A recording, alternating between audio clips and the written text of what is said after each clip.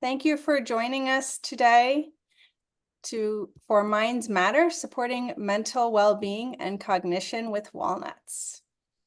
I'm going to spotlight myself for everyone, so everyone should be able to see the slide up right now, and just set your view to speaker view to make sure that you can see everything properly. I'll give you that reminder again momentarily.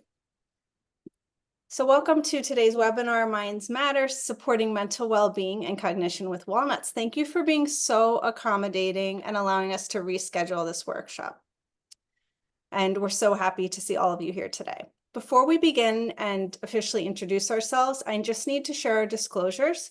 This workshop is funded by the California Walnut Commission, and the Culinary Nutrition Collaborative does not have any other relevant disclosures at this time. I'm Christy Del Coro, and I'm here with my colleague, Jackie Topol.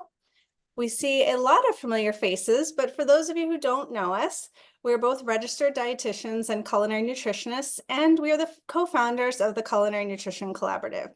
We offer culinary-focused continuing education that translates nutrition science in the kitchen.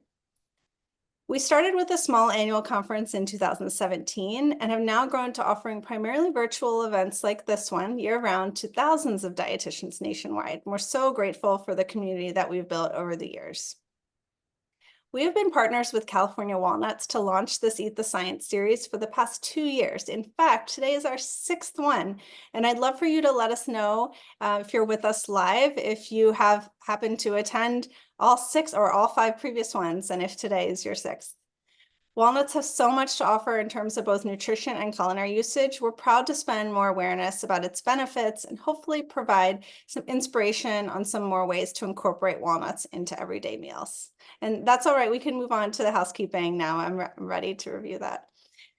So we'll just go over, again, some brief housekeeping like we do with all of our webinars. For those of you wondering when you'll get your CEU certificate, you will be receiving an email within 24 hours with a link to a short survey to take, and then you'll be able to download your CEU certificate. So pay attention to the instructions in that email. If you do not receive this email from us by tomorrow, please let us know, and we'll make sure that you have access to that survey. Within 1 week, we'll send another email with a link to the recording and slides. And just please kindly remain muted. We have a lot of people on live with us today, and we just want to make sure the recording is as uninterrupted as possible. If you have any questions, please submit them using the chat box feature in Zoom. And we don't normally review this housekeeping, but we have a new feature that we've noticed. It's called Otter AI, and it does pop up sometimes during webinars. So we just want to address this in case anyone has any questions or concerns. For those of you who do want to use Otter AI to record and transcribe this webinar, we will not be granting usage for this feature today. So for those of you who are not comfortable with AI, you don't need to be concerned. We won't be using that for today. If you do need a transcription, though, please email us or contact us another way after the webinar, and we will provide that for you. Thank you again to the California Walnut Commission for sponsoring this workshop. And now we will officially begin today's continuing education activity. So let me first review our learning objectives. Today we'll be identifying key nutrients in walnuts that may support brain health. We'll review the latest walnut health research associated with brain and cognitive health benefits. And lastly, we'll demonstrate how walnuts can be a versatile cooking ingredient that can be used in savory meals to support brain health, which extends to whole body health for all life stages. And now let's get into why we love walnuts today and every day. Well, walnuts really offer very satisfying taste and versatility. They're the ultimate kitchen essential. They deliver a plant-based nutritional punch, endless versatility, as we've shown you throughout our series of webinars, and unbeatable flavor. Their subtle nuttiness, gentle crunch, and even buttery texture pairs well with just about anything. Later on in our workshop, we'll demonstrate 2 recipes to really bring this to life, and you'll see how they can be used in many creative ways. I encourage you to also look at our previous webinars, and we'll show you at the end how to access those so you can get even more ideas beyond usage as a snack. And now we can go to the next slide. Thank you. Walnuts appear to have a unique combination of nutrients that work together to deliver beneficial effects on both brain health and cognition. Most notably is their alpha-linolenic acid, otherwise known as ALA. Walnuts are the only nut that provides an excellent source of ALA. And ALA is also known as the essential plant-based omega-3 fatty acid. Each serving of walnuts provides 2.5 grams of ALA per ounce. ALA may have a positive impact on cardiovascular health, which has also been linked to brain health. While walnuts are touted for their health benefits, they might be best known for their brain-like shape. A perfect fit as we dive into research related to the cognitive benefits of eating walnuts. But before we jump into the research, and when I turn it over to Jackie to review all of that, we wanted to share more about the role that brain health, including mental well-being, plays for both health and consumer shopping preferences. So let's take a look. Throughout life, brain health plays a really important role in all stages. During pregnancy, public health recommendations underscore the role of food and nutrition during pregnancy for baby's development. Next, a recent Mintel report highlights the importance of the mental health benefits of foods for Gen Z and millennials. In fact, they report specifically seeking out foods for their mental health benefits. And in adults, it is estimated that 1 in 10 Americans age 45 and older deal with subjective cognitive decline. And by 2030, the number of people 65 and older with Alzheimer's disease may grow to a projected 12.7 million. Research has examined how walnuts could support cognition and mental well-being throughout the lifespan. I'm going to turn it over to Jackie now, who's going to dive into this in more detail. As health professionals, we know that supporting those who are pre and postnatal with proper nutrition guidance and support is critical. So it's exciting to see more research exploring the role nutrition can play for both the mother and child. Specifically, a 2023 study randomly assigned 1,221 pregnant women who were 19 to 23 weeks pregnant with high risk of delivering newborns who were small for gestational age to a Mediterranean diet featuring 450 grams of walnuts, which is about 3.5 cups, and 2 liters of olive oil every month, a mindfulness-based stress reduction group, or usual care. Researchers found that the women who followed the Mediterranean diet, which included extra virgin olive oil and walnuts during pregnancy, had improved cognitive and social abilities in their 2-year-old children compared with children whose mothers did not follow the diet. The setting and resources of this study should be considered to avoid extrapolating the findings to other populations. The interventions within the study were time sensitive and may not be applicable for some pregnant individuals. The teenage years are ripe for many physical and mental changes. Research has shown that potential brain and cognitive benefits associated with walnuts in this group. In 2023, a randomized controlled trial done in 771 healthy teenagers studied the impact of 6 months of daily walnut consumption on neuropsychosocial scores.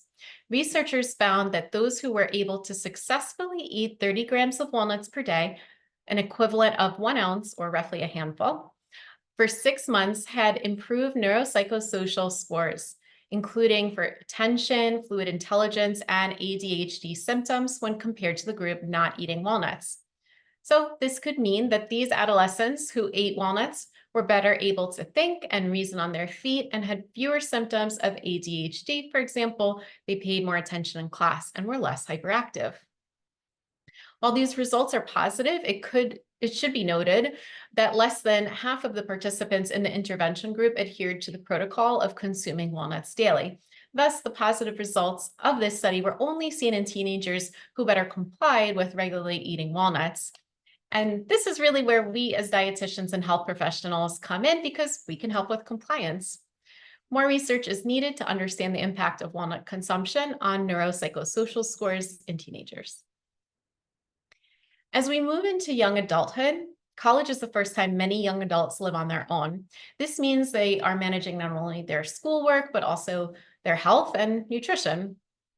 Novel research on the impact of incorporating walnuts on mental health outcomes in college-age students was published in 2022. As we dive in, it's important to note that this research was completing during the COVID pandemic, which may have impacted self-reported mood, anxiety, and stress scores. Nevertheless, a randomized controlled trial among 80 undergraduate students ages 18 to 25 at the University of South Australia studied the effect of eating walnuts daily compared to no nut intake on mental health, stress, and depression. Researchers found that eating 2 ounces of walnuts daily for 16 weeks prevented negative changes in self-reported mental health scores and scores of stress and depression during a stressful academic period. The walnut consuming group also experienced an increase in metabolic markers that protect against stress and a decrease in those that are linked with stress.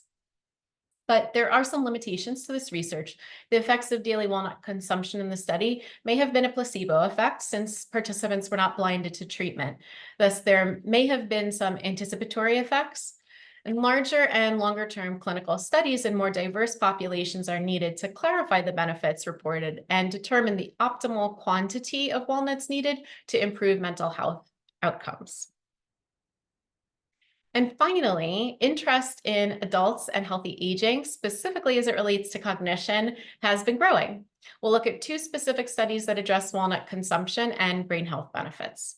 The first was a nationally representative cross-sectional study using 24-hour dietary recalls from 1988 to 1994 and 1999 to 2002 NHANES surveys of 20,050 individuals, followed by cognitive function tests in individuals ages 20 to 60 plus.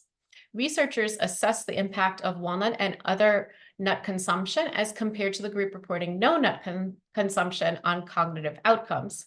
These results suggest that study participants who ate walnuts performed better on cognitive function tests for memory, concentration, and information processing speed than those who ate other nuts or no nuts at all. Among participants who ate more walnuts, higher cognitive function results were seen. Since this is observational research, these results do not prove causality, and residual confounding cannot be ruled out. More research is needed to clarify the population-wide effects and expand to look at dietary patterns over time. And in the next study we wanted to highlight was published in 2020, which leveraged food frequency questionnaires between 1998 to 2002 to assess nut consumption in nearly 34,000 women in the Nurses' Health Study in their late 50s and early 60s. Researchers found that women who consumed at least 2 servings of walnuts per week during their late 50s and early 60s were more likely to age healthfully compared to those who did not eat walnuts. In this study, healthy aging was defined as having no chronic diseases, reported memory impairment or physical disabilities, as well as having intact mental health after the age of 65. Again, this is observational research. These results do not prove causality, and residual confounding can't be ruled out. So more research is needed to clarify the population-wide effects and expand to look at dietary patterns over time. So why does the research matter? We know that cognition and well-being are key attributes that people look for in foods, especially in younger generations. And incorporating walnuts into the diet may be an easy and delicious way to help support brain health throughout the lifespan, which we're going to show you when we make our recipes. In light of rising rates of Alzheimer's disease and cognitive decline, these studies are really encouraging as there's a growing body of evidence suggesting that walnuts could be a powerful food to support brain health and beyond. And as nutrition experts, we really have the opportunity to communicate the evidence-based science to patients, clients, and audiences, and translate it into delicious recipes. So let's get cooking and eat the science. As we've discussed, adding plant-based foods like walnuts into the diet across the lifespan can really help improve health and support cognition and mental well-being. Today, we'll be showcasing 2 recipes using walnuts that show you how to bring this research to life to your patients, clients, and audiences. So I'm going to be making the chickpea and walnut salad sandwiches, And Christy's going to be making the chilled noodle salad with walnut miso dressing. These recipes are really designed to be easy to prepare and are budget friendly too. So we're hoping that they serve as inspiration to include walnuts in more meal occasions beyond snacking to reap the various health benefits that we've talked about, as both the recipes that we're demoing today would be really great for both lunch and for dinner. So we can have them, at various meals. So I'm going to just briefly walk you through the recipe that I'm going to be making. So for the chickpea and walnut salad sandwiches, we're going to be using some vegan mayo, some lemon juice, maple syrup, chickpeas, celery, California walnuts, dried cranberries, Italian parsley, red onion, and then a little bit of salt and pepper, some bread, whichever bread you like, and lettuce and avocado. And I'm also going to add in some tomato too. So I'm going to be talking about different alternatives to these ingredients as I cook. So let's get started. So one thing I want to note is we did share the recipes with you, but if you didn't receive them, just send us an email and we'll make sure that you get the link, or you can drop a note in the chat box and we can give you the link right now. But you can close the slides. Thank you. So one thing I just want to mention is we really value everyone's feedback. And some of the feedback that we've heard from our previous demos was that you guys wanted recipes that didn't use very much equipment. So the way that the recipe is written, it does call for a food processor, but I'm actually just going to use a potato masher because I just want to show you how easy it can do. You can do this by hand. So somebody who doesn't have a food processor can absolutely do this recipe. So I'm going to just tilt my screen down so you can see everything on my cutting board. So first, let's actually make the dressing. So I have 1/3 cup of mayo in a mixing bowl. You could absolutely use a regular mayo if you didn't want this recipe to be completely plant-based.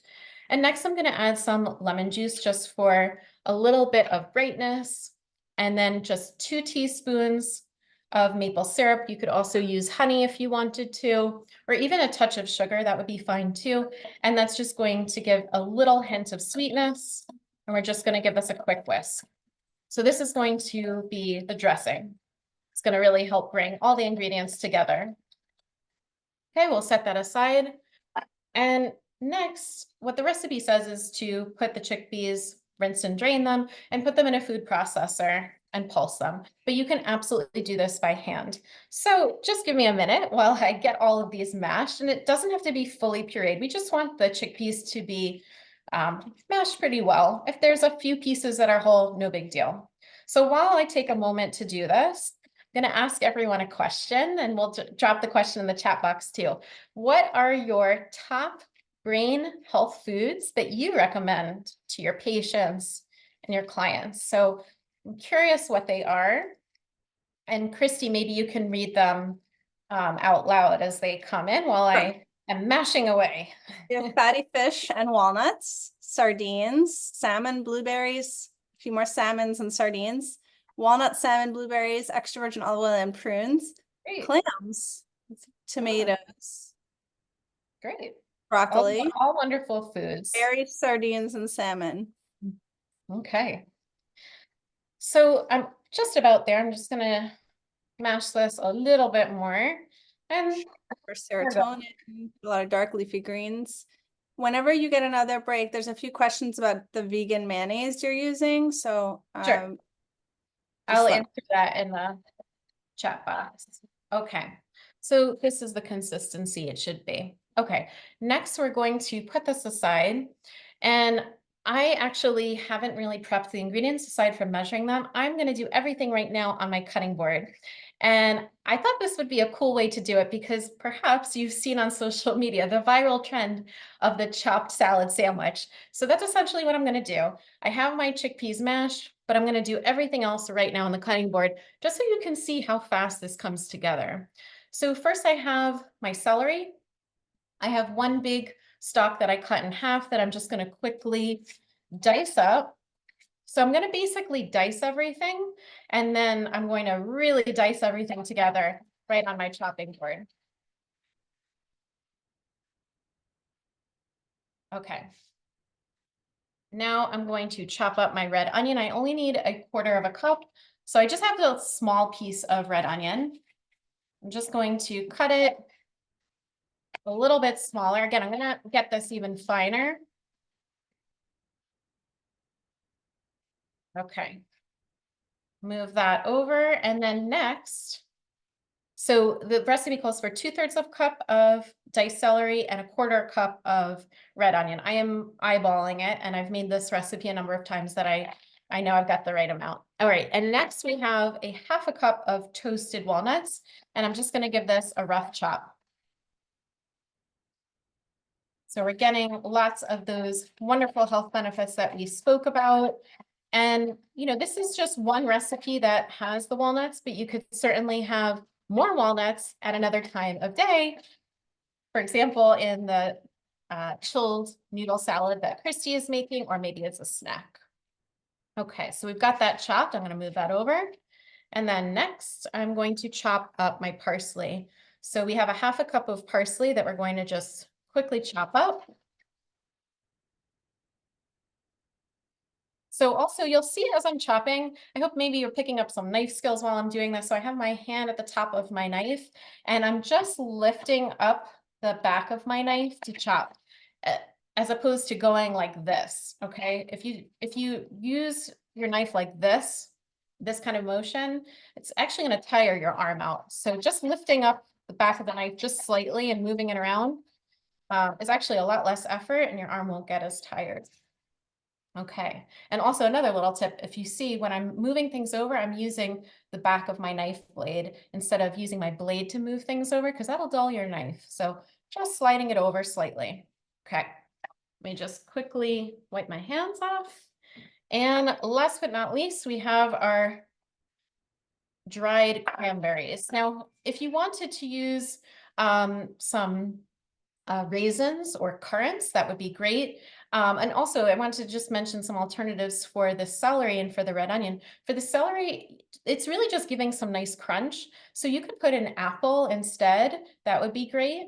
And then for the red onion, you could use scallions for a little bit of an oniony flavor, but not as strong as the red onion. And shallot would also work very nicely too. So I'm just going to give this a quick rough chop.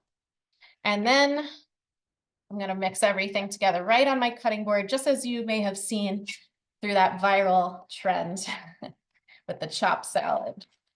All right.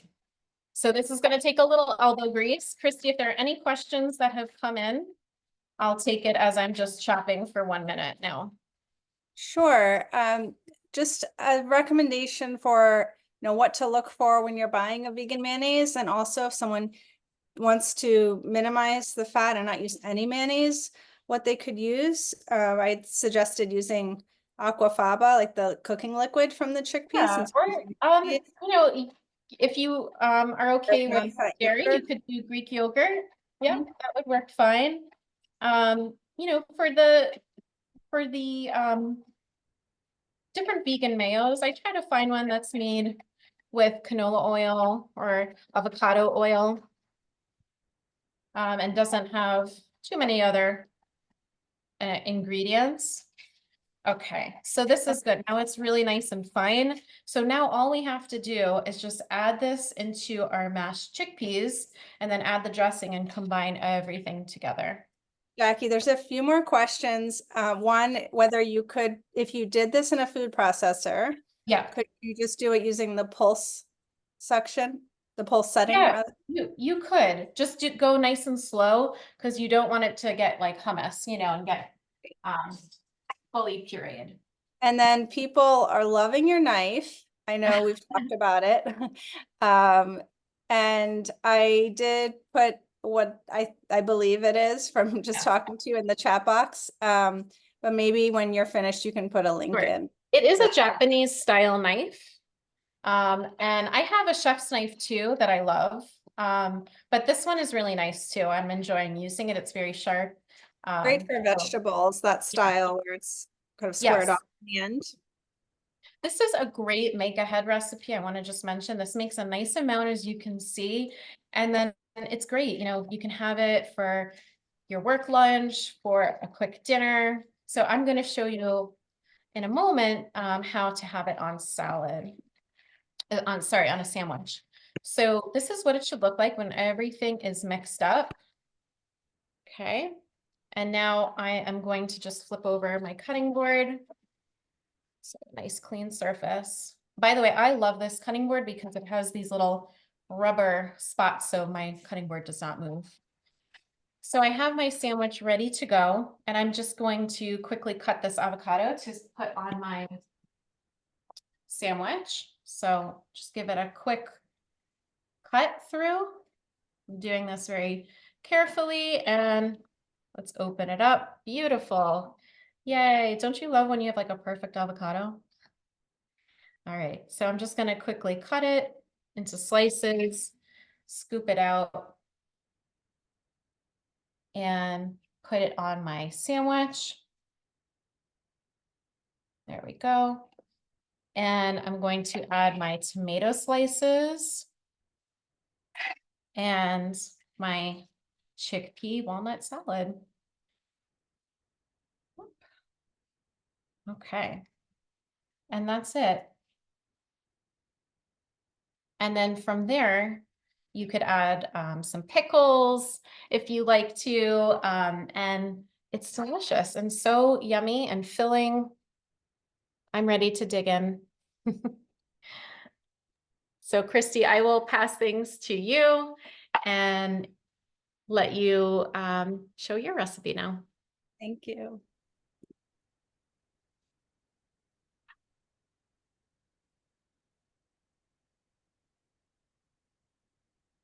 Okay, so thank you for Jackie for showing you that. I am going to be using a blender for my recipe today in order to puree the walnuts. I'm going to have to use some equipment, but it's still very simple to make. So today I'm going to show you a chilled noodle salad with a walnut miso dressing. And I was inspired to make this recipe by a peanut dressing that I'm sure we've all had before. So I thought instead of using peanuts, why not use walnuts? And you know, a lot of these flavors really are so complementary with walnuts. I'm going to first show you how to make the dressing. I have everything prepped and ready to go, but I'll blend it together with you. My noodles, I'm using soba noodles today. Those are already cooked and rinsed. So you do have to rinse noodles. The soba noodles, they get very sticky, and this is a cold salad. So we want to rinse all that starch off after cooking it. And that's even on the instructions. So those are already ready to go. And you can, if you're looking for gluten-free noodles, just make sure that you get ones that are made either entirely of buckwheat or buckwheat and a rice flour, which are the ones I'm using today, because some soba noodles, even though they're made mostly from buckwheat, might have wheat mixed into them.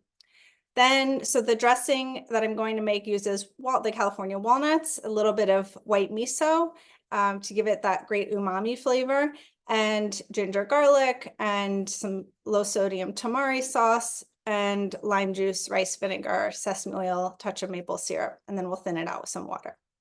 And then I'm just using some seasonal vegetables. I just got whatever I thought looked good to mix in with this, but you can be flexible with that, and I'll walk you through that once we get cooking. So you can stop sharing, and I will go ahead and start to make the dressing here with you. Okay, so I have my blender here. And I have all my ingredients prepped. So I'm going to make the dressing first. Just move this down so you can see, move over the recipe. Okay, so the first thing I'm going to do is add 1 cup of walnuts, and these are just untoasted, just plain shelled walnuts. Now I have 1 tablespoon of white miso. So miso, if you're not familiar with it, is kind of like the texture of peanut butter. It's made from fermented soybeans, salt, water, and something called koji, which is it has a mold that really activates the fermentation. I know we don't think of eating molds, but it is actually very good for you. And it's usually comes from rice or barley. In this case, this one's rice. And it gives it that great umami flavor. And miso is also a little bit salty and sweet. Some people make a miso caramel, and it really does kind of remind me of caramel. It also has great gut health benefits. And we're keeping this as a cold dish, so we preserve, those live bacteria. Now I'm adding some garlic and ginger, freshly grated. You can also just grate this directly over the blender, but I just wanted to have that ready in advance. So that's about a 1-inch piece of fresh ginger, and that yields about half a tablespoon of grated ginger and 1 clove of garlic. Now I'm adding 2 tablespoons of low sodium tamari or soy sauce. You could also use coconut aminos if you want this to be soy-free. If you do use coconut aminos, I would omit the maple syrup because the aminos coconut aminos in particular is sweeter. Now I have 2 tablespoons of fresh lime juice and 2 tablespoons of rice vinegar. I just combine this, and that's about the juice from 1 lime. And I'm using an unseasoned rice vinegar. So you notice I'm not adding any salt to this. The miso has some salt and the soy sauce, so I don't need to add any, season this with any extra salt. Now I'm adding 1 tablespoon of toasted sesame oil. That you really want to buy the toasted sesame oil because that's what has the most flavor. Otherwise, you're getting more of a neutral oil. And then lastly, 1.5 tablespoons of maple syrup for a little bit of sweetness. And now I'm going to add a little bit of water. And I'm going to start with about 1/4 cup of water. And then I'll blend this in front of you. It's going to get, I think Zoom will make sure that it's a little bit quieter here. So I'll start with about 1/4 cup of water. And then we'll adjust the consistency as we need to.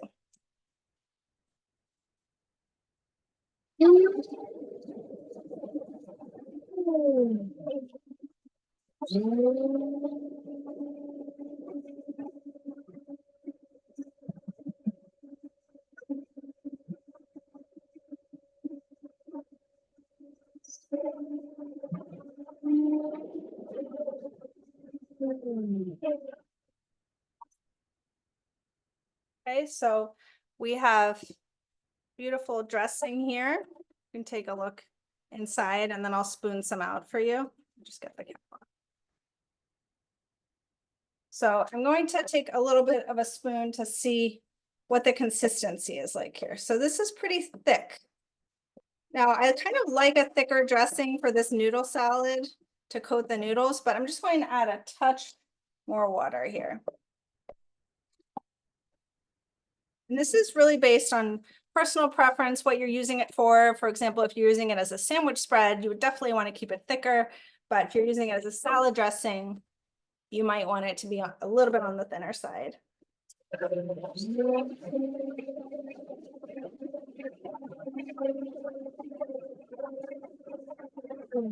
Okay. So that's all finished. And now I will just have my noodles here.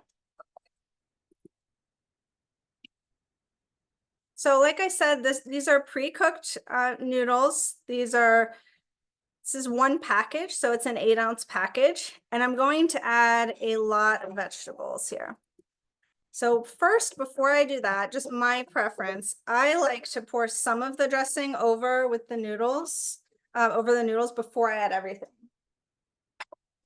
I think it's a little bit easier to mix to get them evenly coated.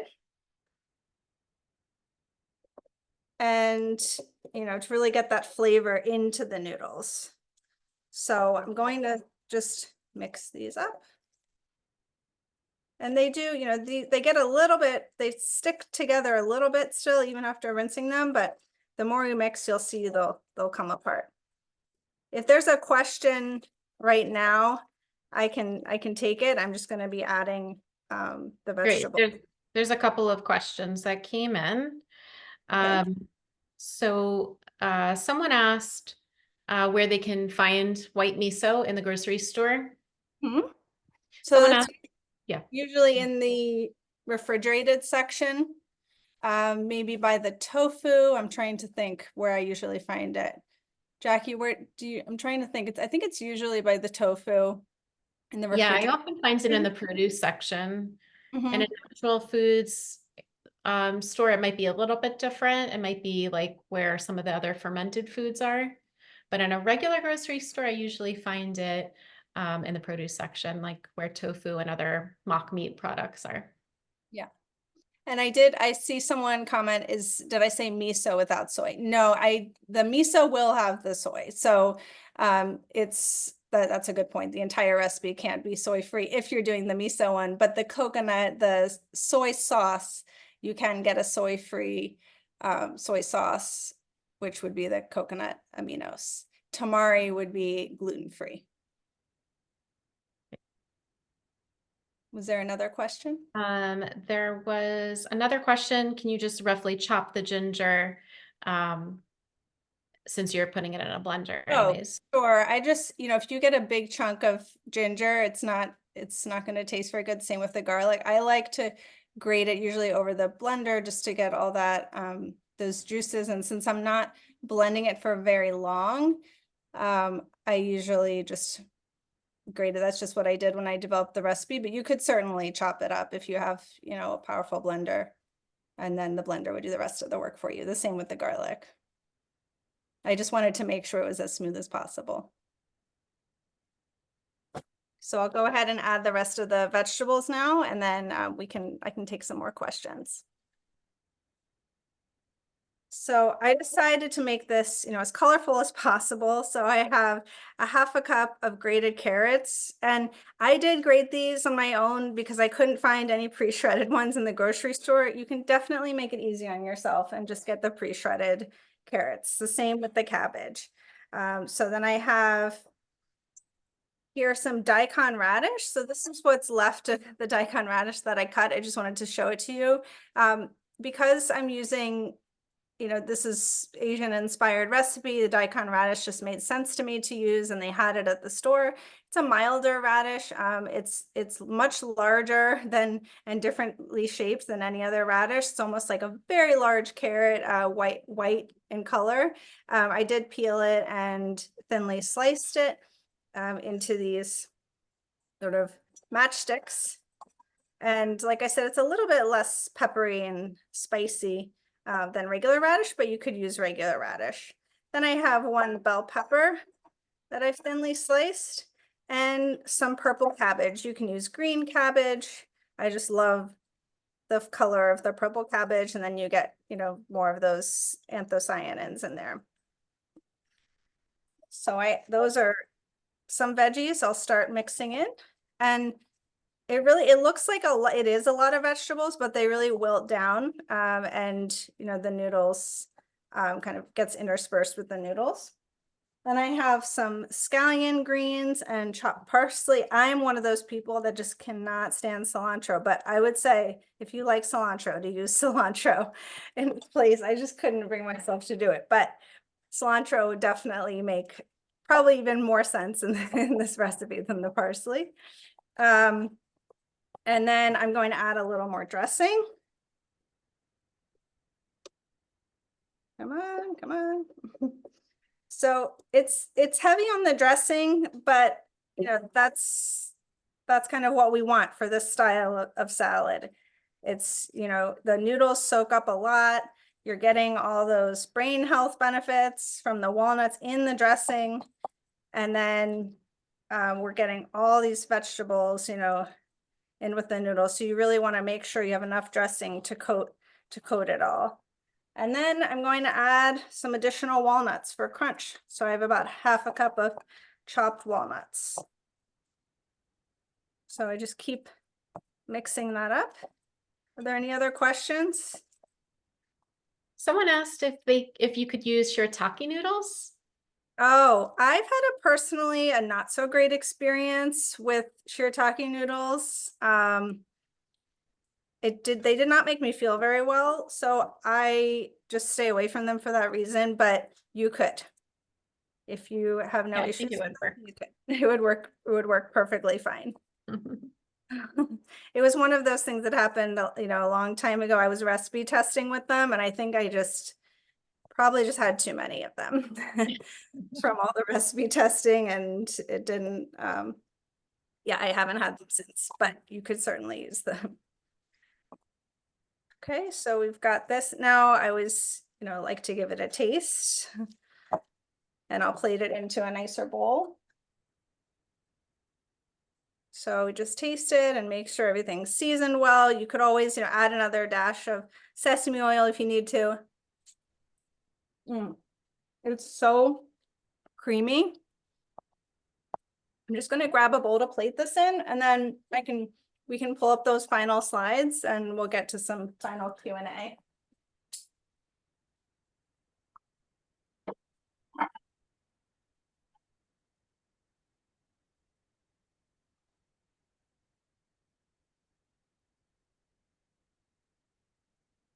Look at all those beautiful colors. When you talk about eating the rainbow, this is what I think about. And it's really family friendly. You could certainly like pick your kids' favorite vegetables if you want, or have it almost like a topping bar, where they add their own and you have the noodles plain, for people who are more selective. And there we go. Beautiful. Excited to have this as my lunch today afterwards. Okay, so Lisa, if we could pull up those final slides. I think I'm dressing in my hair.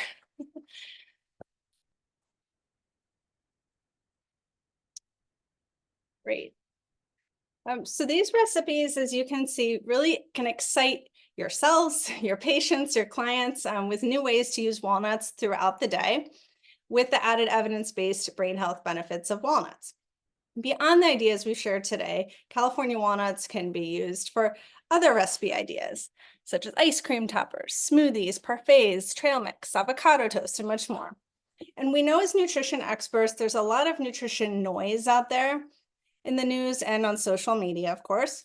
As RDs, we have the opportunity to communicate real evidence-based science to our patients, clients, and audiences.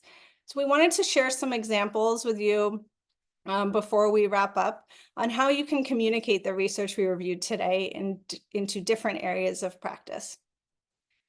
For example, on social media or in other forms of media, if you happen to work in TV or in writing, you can suggest how to add walnuts to your sandwiches for a boost of crunch, flavor, and nutrients. Just reminding people that sandwiches can be a great vehicle for other nutrient-rich ingredients, such as walnuts. If you're in clinical practice, you can talk about using nutrient-dense recipes that help support brain health during all stages of life, no matter what age you're working with. And if you're in retail, you can do a grocery store tour featuring surprising ways to add walnuts to meals. And lastly, if you're in sports nutrition or performance nutrition, you can talk about simple ingredients for meals and snacks to help satisfy and energize. Saying something like just one bag offers endless possibilities for quick, easy, and satisfying recipes for snacks or meals. Grab a handful of walnuts for a satisfying crunch and a simple addition to a wide variety of recipes for people of all ages, as walnuts have been studied for their impact on cognition and well-being. And there's some other examples of some specific messaging here for you. And now we'll move into Q&A for a few more minutes. And then before we completely sign off, if you'd like to stay around, we will be providing some additional resources for you. But this will be the final section of the official CE activity after we go over our Q&A, and then we'll provide some more resources for you before we sign off.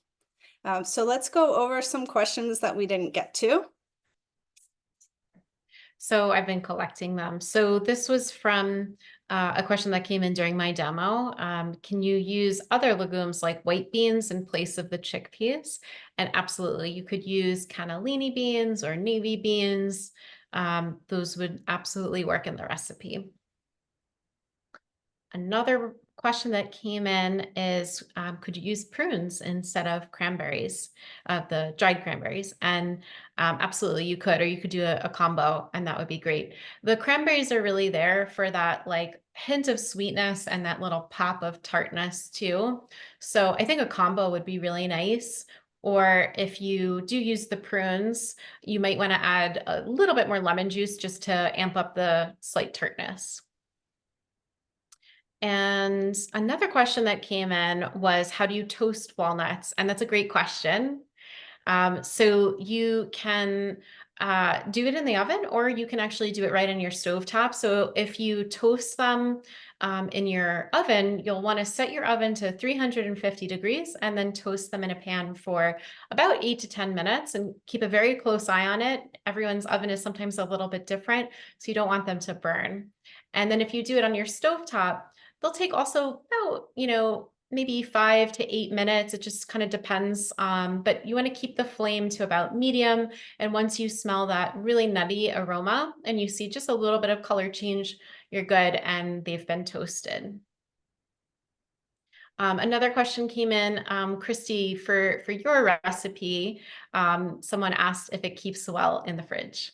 Yes, I can attest to this. It's great as leftovers. So even though the vegetables will wilt, we're not using, tender greens that will lose their palatability as they wilt. So the cabbage, well, just think of a slaw without the noodles. It does really well in the refrigerator. So the peppers and the cabbage and the carrots, and the radish will just get a little bit more softer, but it won't, it's still going to be just as delicious. Great. You could always wait to add the herbs, leave those out and just add those if you're concerned about those, Mhm. being compromised. And I then, yeah. I just saw a comment about the miso. Someone said they found red miso in the shelf stable section. I just wanted to point out that red miso is going to have a different flavor than the white miso. So red miso is going to be a little bit stronger flavor that, not as mild. It'll be more pronounced. It doesn't necessarily you could still use it, but for sauces and dressings, I really prefer the white miso. So just to note that it will have a slightly different flavor. Oh, Dana had a good idea. You could also put dried cherries in place of the dried cranberries. That's a great idea too. Yeah, and that'll also have that nice hint of sweetness and tartness. Good idea. Steffi asks, does toasting the walnuts change their nutrient content? And does it affect their ALA content? And it doesn't, as long as you're really doing this at a gentle temperature and you're watching it, not burning it, everything stays intact. And I think the recommendation is to toast them right before using them. Yes. When we've looked at the research on this. So it's not necessarily something you want to do, like toast them all when you come home from the grocery store, which I used to do until I learned this, and then keep them. So you really want to wait to toast them until right before using them. Someone asked about, I just saw this, to toast in a microwave, and I've definitely never done that before. But someone responded that they have toasted them in the microwave, but you have to watch the time and arrange the nuts in a circle with an empty center for even heating. Yeah, I would be worried they would explode. Yeah, And that they or would get get as too hot. brown, Yeah. that they would get that. I would think it would make them more soft, but yeah, if someone's tried it, I don't know. I have no experience with microwaving walnuts for toasting. Yeah, me neither. Eleanor asked if you soak the walnuts before toasting. Nope, just take raw walnuts and toast them. You don't have to soak them. Any other questions? Let's see. Christy, do you want to take this miso question that just came in? Whether or not so the question is whether you can freeze miso. I purchased in the refrigerator section at a food co-op where you shop. Yes, you could. So you don't necessarily need to freeze it. It lasts for a long time in the refrigerator, especially as a fermented product. So the shelf life is quite long, you know, when you're in the refrigerator, but I don't see why you couldn't freeze it. And like this dressing you could double, triple, quadruple the batch of dressing. I just made just the right amount for this noodle dish, but you could make, you know, a lot extra and keep it in the refrigerator, and that would last for quite a while as well. And the reason another question just came in, any particular reason to keep the walnuts raw for the dressing? So it's personal preference. I find they get a little bit bitter, more bitterness when I'm using toasted walnuts in a dressing, but you know, it's not, it's just a subtle difference. I think you could try it and it would still be very flavorful. But I found that it had, you know, a lot of great flavor without it. So it's just one less step. But I do love, I mean, I love toasted walnuts as a snack, just in the dressing. I prefer them raw. Someone said gochujang would be great for a kick. Yes, that would go great. Sriracha, any kind of hot sauce drizzled on top would be delicious for this salad.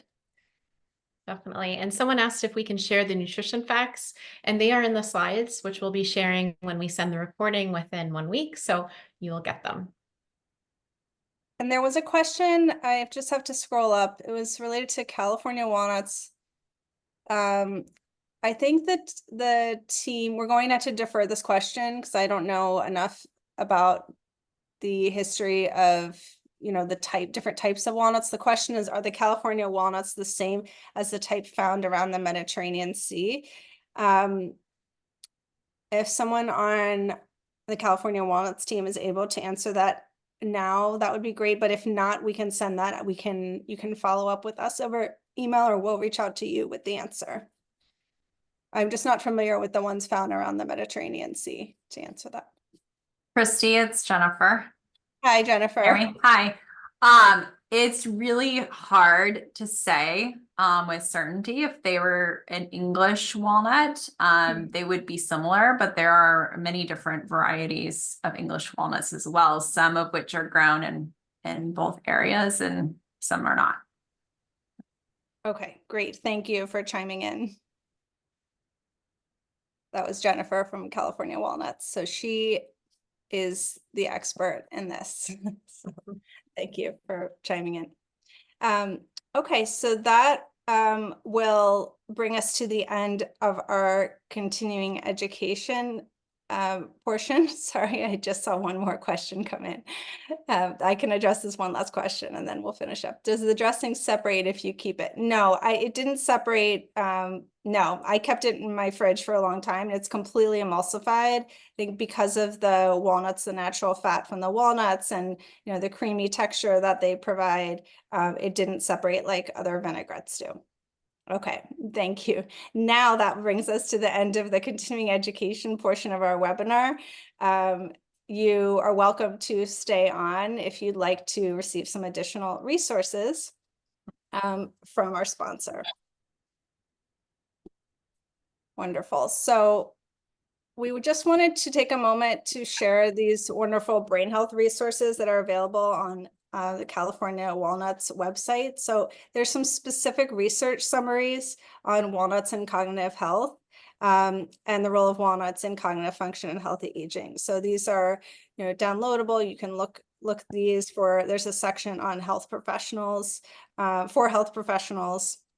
It has some really wonderful resources for additional information. You will be getting all of the slides, but if you want to dive into the research beyond what we discussed, I would definitely recommend going to their website. Could go to the next slide. There's also everyday resources, not specifically related to brain health. So if you go to walnuts.org, you'll be able to get some exciting, some more recipes, some suggestions for swaps, specific resources for health professionals and media. And California Walnuts has also partnered with Produce for Better Health, and they have a plant program for some specific content. One is the Plant Forward Eating Guide, and then Hacks with Walnuts. And lastly, to view, these are our references, which you'll have in the slides. And to view past workshop recordings, please visit the Eat the Science landing page at walnuts.org/eat-the-science / and you're now on our mailing list as a registrant of this event, and will receive the latest updates and any additional information that we are able to provide as part of our Eat the Science workshops updates. And we are so appreciative of you being here today. Thank you. If we missed any of your questions, if you have any comments, please feel free to reach out, and also look out for that feedback survey. We do really take your feedback to heart. So fill out the feedback survey, and then you'll download your CEU certificate. Thank you for joining us. Thanks so much for joining us. And before we sign off, I just want to show you I cut into the sandwich. Look how good that looks. I can't wait to dig in.